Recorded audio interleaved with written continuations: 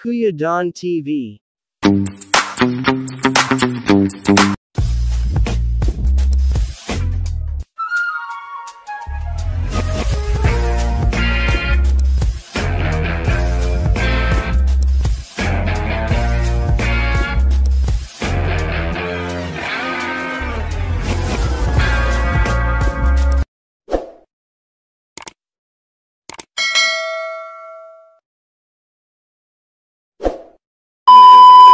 So ayan mga ka-farming, pakainin natin yung kambing natin. So ang oras po natin ngayon ay mag-aalas 5 na po ng hapon at ako po ay kumuha ng damo sa gilid ng kalsada. Yun, pauwi na ako. Sayang naman yung gasolina dahil may pinuntahan ako. Sayang yung gasolina kaya kumuha na rin ako ng damo. Yan, para hindi sayang ang biyahe. So ito po yung mga damo na kinuha ko po ngayon. Isang klase lang naman po yan. Yan po, yung may mga balahibo siya. So marami po akong ganitong klaseng damo na pinagkukuhanan. Ayan. Ayan po. At yung bulog naman natin ay kukunin na rin natin. Kunin na natin yung bulog natin kasi papakainin din natin. So ikinukondisyon ko siya kasi ito nga mga ka-farming, gusto ko rin siyang tumaba. Pero yun nga, binigyan na rin natin siya ng feeds kanina. Pero ngayon nakita ko kasi kulang yung kinain niya eh. Kaya bawi na lang siya dito. Bawi-bawi lang. Ganun lang naman yun mga ka-farming eh. Hindi naman kailangan na marami siyang makuhang damo. Pulutin lang natin.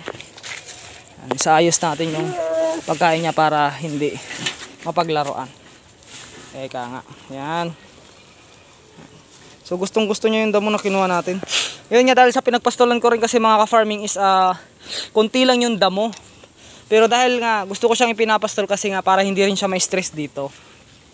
Kasi pag pumalo na naman ng tag-ulan, eh nandito lang naman siya palagi. So ngayon na may time pa para ipastol natin. So kukunin natin yung bulog natin. Nandun yung isang bulog natin na red bower din, full blood. Kukunin natin dyan sa baba. Iuwi ko muna mga ka-farming. Ito mga ka-farming, palubog na po ang araw. Ayun po yung mga kambing natin, andyan.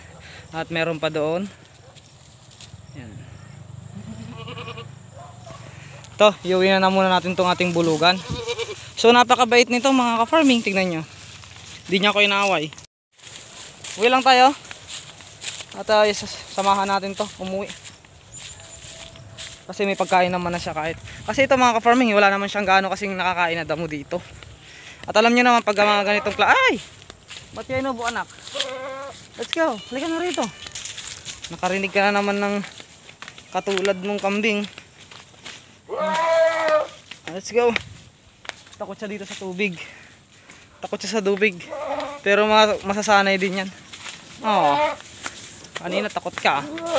Ngayon matapang ka na.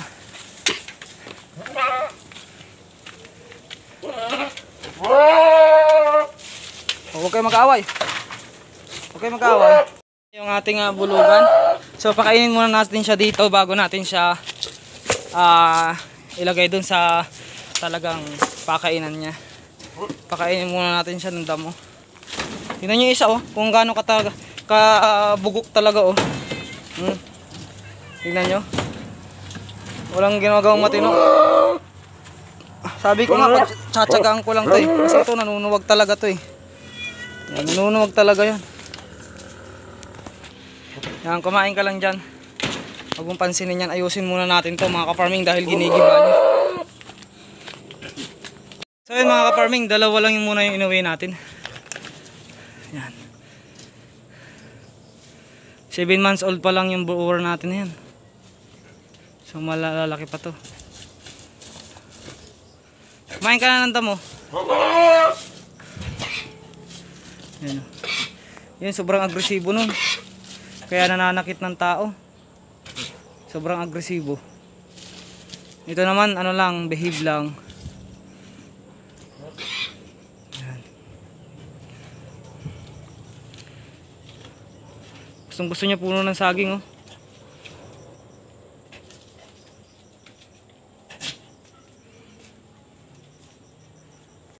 Isa sa mga nagustuhan ko dito sa kambing na to mga ka-farming dahil ubod ng takaw niya sa puno ng saging. Ayun no, Kaya sure na sure ako dito yung mga hinihiwa kong puno ng saging ay talagang kainin niya.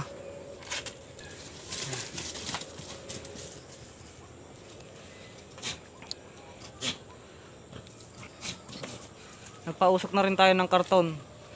Yung tray na karton para mawala yung mga lamok-lamok. Ayun oh. Isa sa mga nagustuhan ko dito sa kambing na to. Ayun oh, tignan niyo yung puno ng saging oh.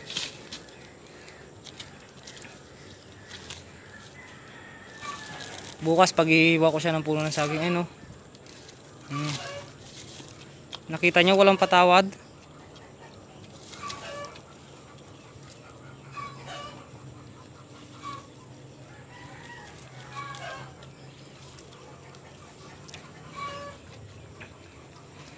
Tignan niyo kung gaano siya katakaw kasi kahit puno ng saging talagang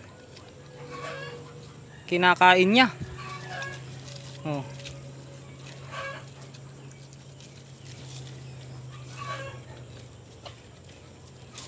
Kasi ito, sanay ito sa silage na damo eh. Kaya ganito. Ang galing.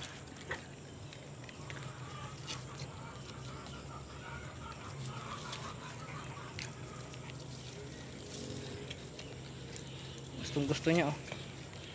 Kumain ka ng kumain.